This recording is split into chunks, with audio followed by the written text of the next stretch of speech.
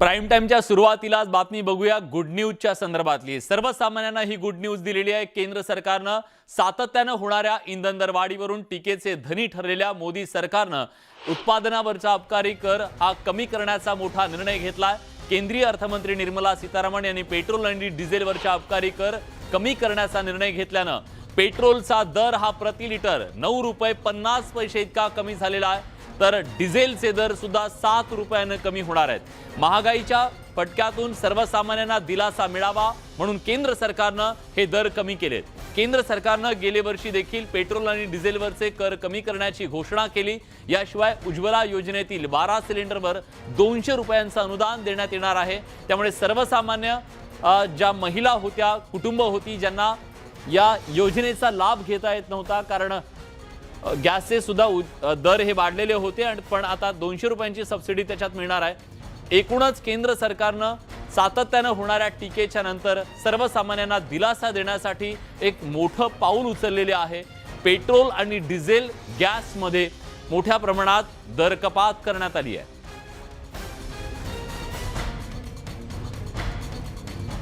या सगळ्याबद्दल बोलण्यासाठी आता आपल्या सोबत प्रशांत बाग आपले प्रतिनिधी जोडले गेलेले आहेत। प्रशांत, तुम्ही पेट्रोल पंपावरती उभे आहात। आता हा निर्णय आल्याच्या नंतर काय तिथल्या प्रतिक्रिया आहेत? तुमच्या सोबत काही नागरिक आहेत का आणि त्यांच्याशी तुम्हाला बोलता येईल का?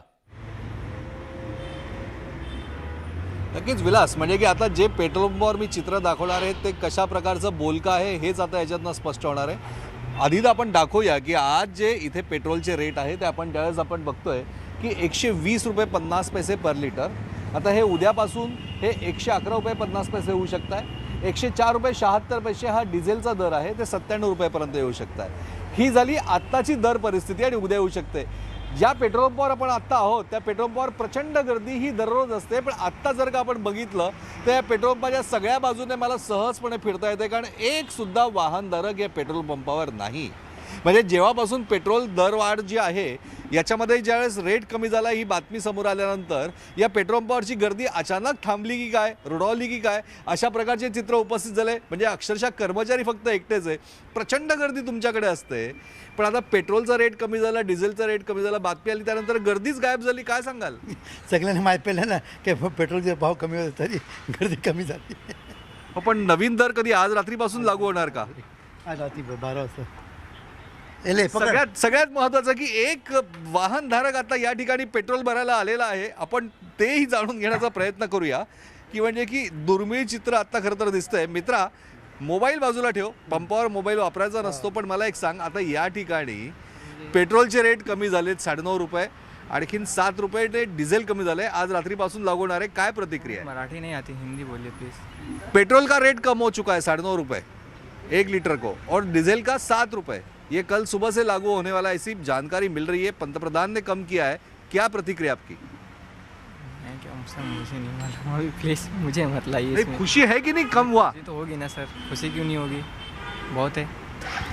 अभी सेंट्रल ने किया, राज्य सरकार ने कम करना चाहिए कि नहीं? करना चाहिए ना सर, बिल्कुल कम करना चाहिए। एक प्रतिक्रिया अशा प्रकारची बोलकी येते। आपण बघूया याच पंपावर अजून एक ग्राहक पेट्रोल भरायला आलेले दिसत आहेत। मराठी, हिंदी?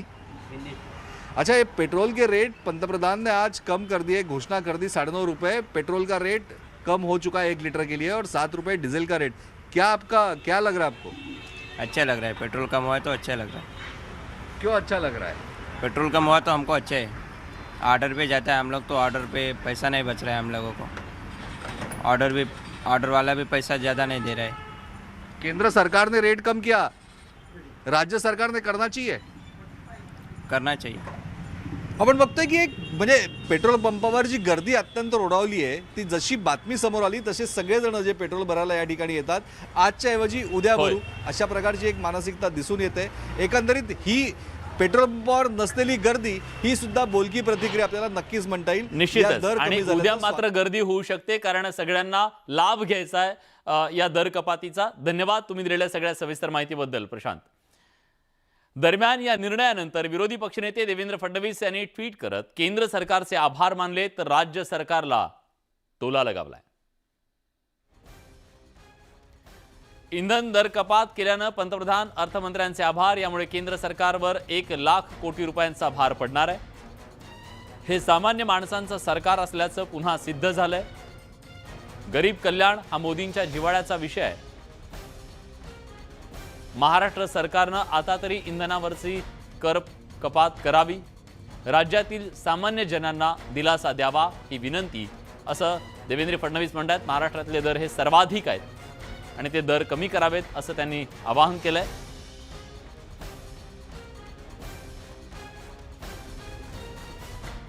दरम्यान भाजपच्या नेत्यांनी याबद्दल काय प्रतिक्रिया व्यक्त केली जाणून घेऊयात. आपले केंद्र सरकारने पूर्ण देशवासियांना खूप मोठा रिलीफचा हात दिलेला आहे. पण आता माझी महाराष्ट्राची बारी आहे आणि महाराष्ट्रामध्ये जी सरकार आहे, उद्धव ठाकरेजीची सरकार आहे. माझी कुटुंब, माझी जबाबदारी आपल्याला चांगल्या पद्धतीने समजते, पण माझा महाराष्ट्र, माझी जबाबदारी एक कधी समजन हा प्रश्न पूर्ण महाराष्ट्र आज वाट पाहत आहे की आपण पेट्रोल आणि डिझेलवर आज आपण काय रिलीफ देतात, टॅक्स कमी करून माझे महाराष्ट्राचे गोरगरीब जनताला कसे आपण रिलीफ देऊ शकतो, त्याच्यासाठी सगळी जनता महाराष्ट्राची वाट पाहत आहे. अर्थमंत्री ने 3 बड़ी घोषणाएं की. एक तो पेट्रोल और डीजल का एक्साइज ड्यूटी कम करने के कारण अब पूरे देश में 9.5 रुपए से पेट्रोल प्रति लीटर कम हो जाएगा और 7 रुपए से प्रति लीटर डीजल कम हो जाएगा. फिर गैस सिलेंडर 9 करोड़ उज्ज्वला ग्राहक जो है उनको गैस सिलेंडर 200 रुपए से कम मिलेगा. साल में 12 सिलेंडर इस सब्सिडाइज रेट से मिलेंगे, तो 2400 रुपए की राहत मिलेगी.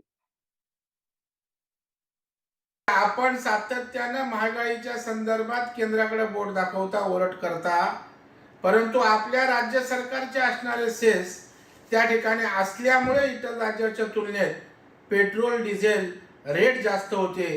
केंद्रानं आता त्या ठिकाणी चांगली भूमिका घेतली. माझी राज्य सरकारला विनंती असेल की आपणही काही रुपये पेट्रोल डिझेल आणि गॅसवरचे जर कमी केलेत तर सर्वसामान्य माणसाला त्या ठिकाणी फार मोठा दिलासा मिळेल. केंद्रानं इंधन दर कमी केल्यानंतर राष्ट्रवादीचे अध्यक्ष शरद पवार यांनी काय प्रतिक्रिया दिली आहे जाणून घेऊयात. पेट्रोल किंवा डिझेल इम्पोर्ट केल्याच्या नंतर पहिला टॅक्स केंद्र सरकार घेतं. ही जो टॅक्सची जी लिमिट आहे त्याच्यानंतर राज्य करतात. पहिला टॅक्स जो आहे तो केंद्राचाच इतका होता आणि त्यामुळे राज्य सरकारला प्रोफेशनली वाढवावा लागत होता किंवा कमी करायला स्कोप नव्हता. आत्ता जर राज्यावर अजिबात हे येणार नाही, काय ते संकट येणार नाही, इतका जर त्यांनी कमी केला असेल तर त्याचा काहीतरी परिणाम होईल. नाही तर ठीक आहे, एक पाऊल टाकलं, अजिबातच नाही म्हणण्यापेक्षा काहीतरी टाकलं, एवढाच त्याचा निष्कर्ष करता येईल. पेट्रोल डिझेलवरील दर कमी करण्याच्या केंद्राच्या निर्णयावर मुख्यमंत्री उद्धव ठाकरे यांनी मात्र टीका केली आहे. आधी किमती वाढवायच्या, नंतर नाममात्र कमी करण्याचा देखावा करायचा अशी टीका उद्धव ठाकरेंनी केली आहे. केंद्र सरकारनं 2 महिन्यांपूर्वी पेट्रोलवरचा अबकारी कर प्रति लिटर 18 रुपये 42 पैसे इतका वाढवला होता आणि आज तो 8 रुपयांनी कमी केल्याची घोषणा केली. डिझेलवरील अबकारी कर देखील 18 रुपये 24 पैशांनी वाढवला आणि आता 6 रुपयांनी कमी केल्याची घोषणा केली. आधी किमती भरमसाठ वाढवायच्या आणि नंतर नाममात्र कमी करून दर कमी केल्याचा आवाहनाचा हे बरोबर नाही अशी टीका मुख्यमंत्र्यांनी केली.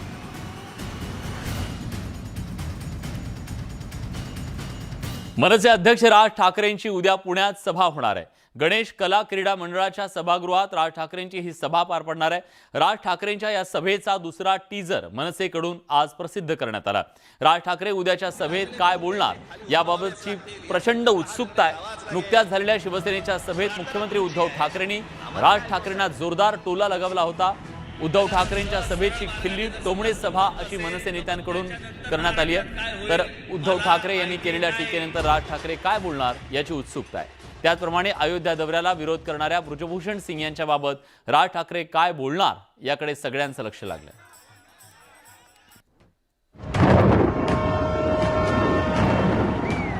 पण या मशिदींवरती लागलेले भोंगे हे खाली उतरवावेच लागतील. या सरकारला हा निर्णय घ्यावाच लागेल. प्रार्थना तुमची आहे, आम्हाला काय ऐकवत आहे. त्यांना जर सहज सरळ मार्गाने जर समजा समजत नसेल तर मग त्याच्यानंतर महाराष्ट्रात काय होईल मला माहिती नाही. राज ठाकरेंच्या सभेसाठी पोलिसांनी 13 अटी घातलेली आहेत. समाजात तेढ निर्माण करणारी वक्तव्य करू नये, याचबरोबर आवाजाची मर्यादा पाळावी लागणार आहे. या कार्यक्रमात तलवारसारखी शस्त्र बाळगू नये, लोकांच्या तपासणीचा पोलिसांना अधिकार असेल. सभेला येणाऱ्यांनी स्वयंशिस्त पाळावी. चेंगराचेंगरी गर्दी झाल्यास आयोग जबाबदार असतील. व्यासपीठावरील संख्या निश्चित असावी. ठिकाण आणि वेळेत बदल होणार नाही.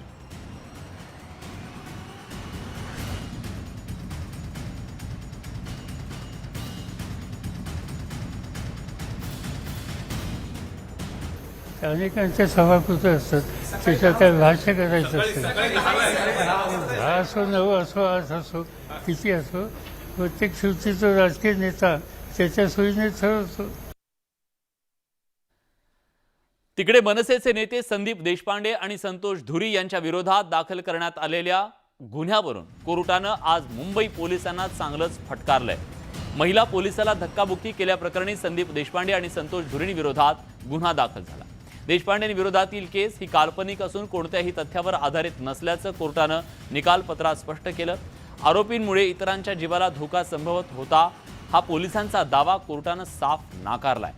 संदीप देशपांडे शिवतीर्थवर आले होते, तेव्हाच पोलिसांनी त्यांना ताब्यात का घेतलं नाही असा प्रश्नही कोर्टानं उपस्थित केला. पोलिसांच्या हाती आरोपी लागले नाही, त्यानंतर काल्पनिक केस उभी करण्यात आली असं प्रथमदर्शनी दिसत असल्याचंही कोर्टानं म्हटलंय. कुणालाही जाणीवपूर्वक इजा करण्याचा आरोपींचा हेतू नव्हता असंही कोर्टानं निकालात म्हटलंय. त्यामुळे या दोन्ही नेत्यांना कारवाई करून अडचणीत आणण्याचा जो डाव होता तो उघड झालाय, अशा प्रकारची प्रतिक्रिया उमटते. राष्ट्रवादी काँग्रेसचे सर्वेसर्वा शरद पवार आणि ब्राह्मण समाजाची आज महत्त्वाची बैठक पुण्यात पार पडली. ब्राह्मण विरोधी असल्याचा आरोप झाल्यानंतर शरद पवार यांनी राज्यातल्या विविध ब्राह्मण संघटनांना चर्चेसाठी बोलावलं. एखाद्या नेत्याच्या वक्तव्याबद्दल समाजात अस्वस्थता निर्माण होऊ शकते, गैरसमज होऊ शकतो, तो दूर करणं आपली जबाबदारी आहे. ब्राह्मण समाजाविषयी आपल्या सहकाऱ्यांनी वक्तव्य केल्यानंतर त्यांना योग्य ती समज देण्यात आल्याचं राष्ट्रवादीचे अध्यक्ष शरद पवार यांनी सांगितलं. तसंच ब्राह्मणांनी आर्थिक महामंडळाची मागणी केली असून त्याबाबत लवकरच मुख्यमंत्र्यांना भेटणार असल्याचं सुद्धा त्यांनी स्पष्ट केलंय. त्यांच्यात एक अस्वस्थता होती, ती अस्वस्थता माझ्या पक्षाच्या 1-2 सहकाऱ्यांनी मध्यंतरी काही विधानं केली त्या संबंधीची अस्वस्थता होती.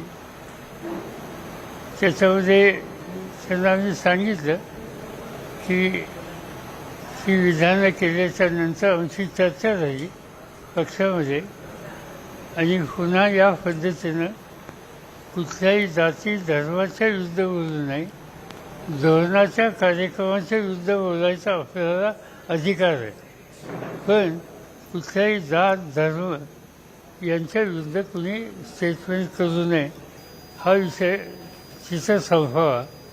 आणि ही गोष्ट आजच्या या बैठकीमध्ये मी सांगितलं. आणि या क्षेत्रात सगळीकडं कुठल्याही प्रकारचा सामाजिक जातीय विद्वेष वाढणार नाही ह्याची प्रत्येकाने खबरदारी घेतली पाहिजे असं त्यांनी सगळ्यांना बजावलं आहे. आणि त्यांच्या आयुष्यात जे थोर ब्राह्मण त्यांना मार्गदर्शक गुरु भेटले त्यांची त्यांनी नाव निशिर्वाद कृतज्ञतापूर्वक स्मरण करून त्यांना आदर त्यांनी प्रकट केलेला आहे. तेव्हा आजची सभा मी माझ्या भाषणात सांगितल्याप्रमाणे अति सात्विक संपन्नतेनं कोणत्याही प्रकारचा राजकीय त्याला पाठिंबा नव्हता, पार्श्वभूमी नव्हती, विद्वेष तर कोणाबद्दलच नव्हता. राज्याचे अल्पसंख्याक मंत्री आणि राष्ट्रवादी काँग्रेसचे नेते नवाब मलिक यांचे डी गँगशी संबंध होते असं निरीक्षण आज कोर्टानं नोंदवलंय. ईडीनं कोर्टात दाखल केलेल्या दोषारोपपत्रावरून कोर्टानं हे निरीक्षण नोंदवल्यानं मलिकांचा पाय आणखी खोलात गेल्याचं बोललं जात आहे. जेलमध्ये असलेले आणि डी गँगशी संबंध असलेले नवाब मलिक हे मंत्रिमंडळात राहायला पाहिजे याकरता या सरकारची धडपड आपण पाहतोय.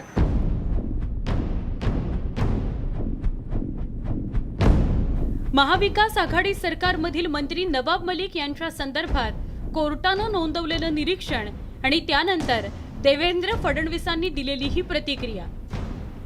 मुंबईतील गोवावाला कंपाऊंडमधील जागा हडप करण्यासाठी नवाब मलिकांनी थेट आणि जाणीवपूर्वक मनी लॉन्ड्रिंग केल्याचे पुरावे असल्याचं सांगत कोर्टानं त्यांचे डी गँगशी संबंध असल्याचं निरीक्षण नोंदवलं आहे. अंडरवर्ल्ड डॉन दाऊद इब्राहिम याची बहीण हसीना पारकर आणि सरदार खान यांच्यासोबत भेटीसह मलिकांचे डी गँगशी संबंध असल्याचे अनेक दावे ईडीनं आरोपपत्रात केले आहेत. नवाब मलिक यांनी सरदार शहावली खानच्या साथीनं गोवावाला कंपाऊंडच्या भाडेकरूंचा सर्व्हे केला. मलिक यांनी सरदार खान आणि हसीना पारकर या दोघांसोबत अनेकदा बैठक केली. नवाब मलिक यांनी गोवावाला कंपाऊंडमध्ये बेकायदेशीरपणे एक गाळा अडवून ठेवला. 1993च्या बॉम्बस्फोटातील आरोपी सरदार शहावली खान जेलमधून पॅरोलवर बाहेर यायचा तेव्हा त्याच्यासोबतही बैठका झाल्या. गोवावाला कंपाऊंडचा अधिकाधिक भाग गिळंकृत करण्यासाठी नवाब मलिकांनी बेकायदेशीर भाडेकरू घुसवले. हसीना पारकरने सलीम पटेलच्या साथीनं गोवावाला कंपाऊंडचा वाद मिटवला अशी कबुली हसीनाच्या मुलानं दिली आहे.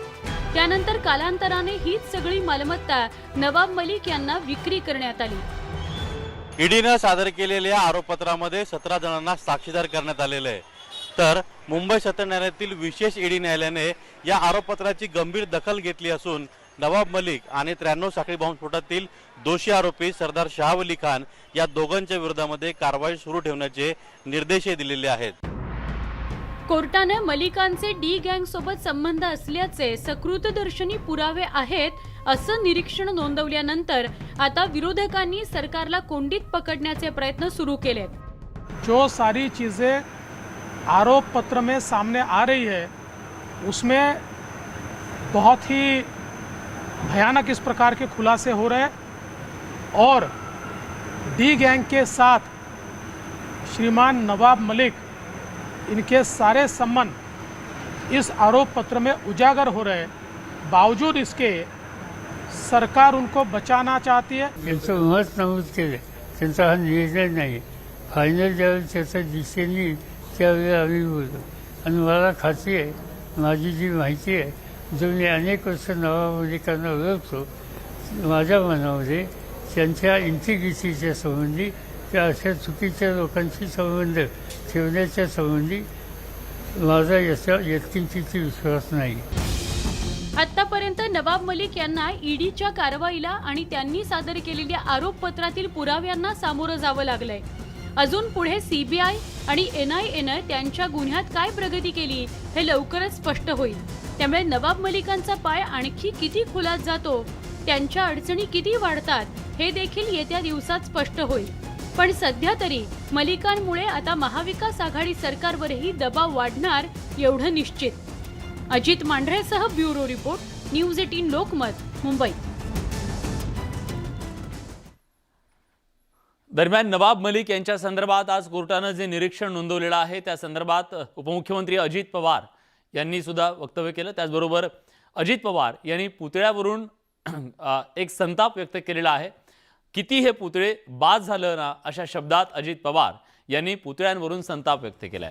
आज बुलढाणा दौऱ्यावर असताना त्यांनी शहरात 2 ठिकाणी राजमाता जिजाऊ आणि छत्रपती शिवाजी महाराज यांच्या पुतळ्याला हार अर्पण केली.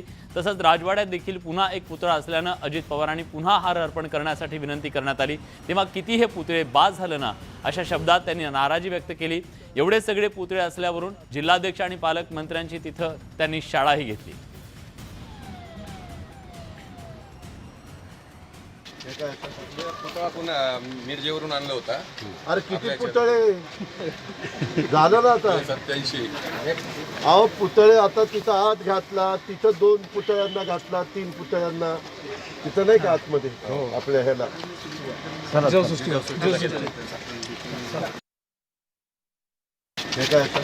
पुतळा पुन्हा मिरजेवरून आणला होता. अरे किती पुतळे झालं ना आता 87. अहो पुतळे आता तिथं आत घातला, तिथं 2 पुतळ्यांना घातला, 3 पुतळ्यांना तिथं नाही का आतमध्ये आपल्या ह्याला.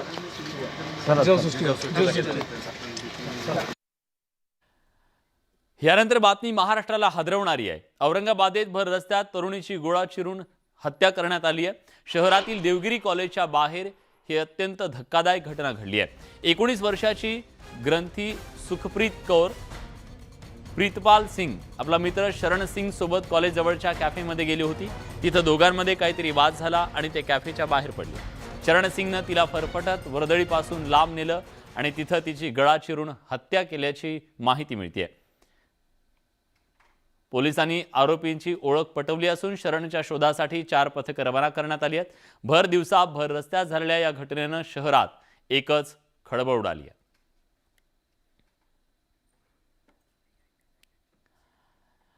आध्यात्मिक शहर अशी ओळख असलेल्या नाशिक शहरात अवघ्या 24 तासात 3 हत्या झाल्या. पण केवळ खूनच नाही तर शहरात घरफोड्या, वाहन चोरी अशा घटनांची सुद्धा अक्षरशः मोठ्या प्रमाणात उच्छाद मांडलाय.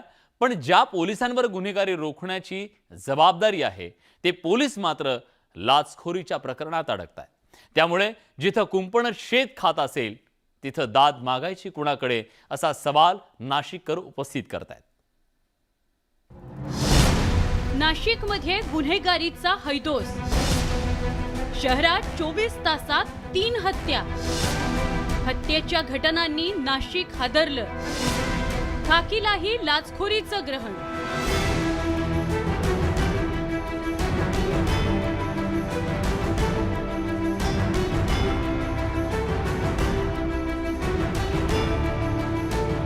महाराष्ट्रातील प्रमुख आध्यात्मिक शहर असलेलं नाशिक सध्या गुन्हेगारीचं केंद्र बनू पाहत आहे. कारण नाशिकमध्ये हत्येच्या 24 तासात 3 तर 2 दिवसात तब्बल 5 घटना घडल्या. गुरुवारी नाशिक शहरातील म्हसरूळ परिसरात यश गांगुर्डे युवकाची निर्घृणपणे हत्या करण्यात आली. या घटनेचा तपास सुरू होतो न होतो तोच पौर्णिमा बस स्टॉपवर मध्यरात्री पुण्यातील एका इसमाचा खून झाला. हे प्रकरण शांत होत नाही तोच आनंदवल्ली शिवारात बेणकुळे नगरात विपुल खैरे या युवकाचा मृतदेह आढळून आल्यानं खळबळ उडाली. तपासांती त्याचा खून करण्यात आल्याचं निष्पन्न झालं. हत्यांसोबतच वाहनांची तोडफोड, जाळपोळ, घरफोडी, मारहाण अशा अनेक घटनांनी शहरात खळबळ उडाली आहे. पण ज्यांच्यावर कायदा आणि सुव्यवस्था राखण्याची जबाबदारी आहे त्या नाशिक पोलीस आयुक्तालयातील पोलीस अधिकारी आणि कर्मचारी मात्र लाचखोरीत गुंतल्याचं पाहायला मिळत आहे. त्यामुळे नाशिककर चांगलेच संतप्त झाले. सर्वसामान्य नागरिक जो आहे तो त्रस्त झालेला आहे. याच्यावर खऱ्या अर्थानं गृह खात्यानं लक्ष घालून नाशिकमधली जी पोलीस यंत्रणा आहे ती सक्षम करण्याची अत्यंत या ठिकाणी गरज आम्हाला या ठिकाणी भासते. मुलींच्या कपड्यांवर, मुली ज्या बाहेर पडतात आजकाल समाजामध्ये वावरू लागलेल्या आहेत त्याच्यावर आक्षेप घेतला जातो. या सगळ्यावर आक्षेप न घेता आपली सुरक्षा व्यवस्था किती का शाबूत आहे हे आपण बघितले पाहिजे. मुली सेफ आहेत पण मुली अजिबात सेफ नाहीये. रात्री पण नाही आणि उलट एक वेळ रात्री आपण म्हणू शकतो की सेफ आहे पण दिवसा सगळे लोक जागरूक असताना देखील मुली अजिबात सेफ नाहीये. नाशकात हत्यांचं सत्र सुरू असलं तरी सगळ्या घटनांमध्ये संशयित ताब्यात घेतल्याचं सांगत पोलीस मात्र स्वतःची पाठ थोपटून घेण्यात समाधान मानतायत. आपल्या लोकांनी करून तो गुन्हा पण आपण डिटेक्ट केलेला आहे. त्यातले आरोपी आपल्याला मिळालेले आहेत. एकूण 4 आरोपी आपल्या ताब्यात आहेत, मिळालेले आहेत आणि 1 आरोपी अजून आपल्याला त्यातला मिळायचा आहे. संशयित ताब्यात असल्याच्या तोऱ्यात पोलीस असले तरी नाशिकमध्ये गुंडांची दहशत सुरू असल्याचं दिसतंय. सराईत गुंड, तडीपार गुंडांकडून दिवसा ढवळ्या घडणारे गुन्हे, घरफोडी, किरकोळ मारहाण यामुळे कायदा आणि सुव्यवस्था कोलमडल्याचंच चित्र आहे. त्यामुळे पोलिसांनी लाचखोरीत न अडकता गुन्हेगारांवर वचक ठेवण्यासाठी कठोर पावलं उचलण्याची गरज आहे. व्हिडिओ जर्नलिस्ट हेमंत बागुलसह लक्ष्मण घाटोळ, न्यूज 18 लोकमत, नाशिक. आध्यात्मिक शहर अशी ओळख असलेली, राजधानी अशी ओळख असलेलं हे शहर क्राईम कॅपिटल होऊ नये हीच अपेक्षा. यासोबत बुलेटिनमध्ये आपण इथेच थांबतोय. ताज्या घडामोडींसाठी बघत रहा न्यूज 18 लोकमत.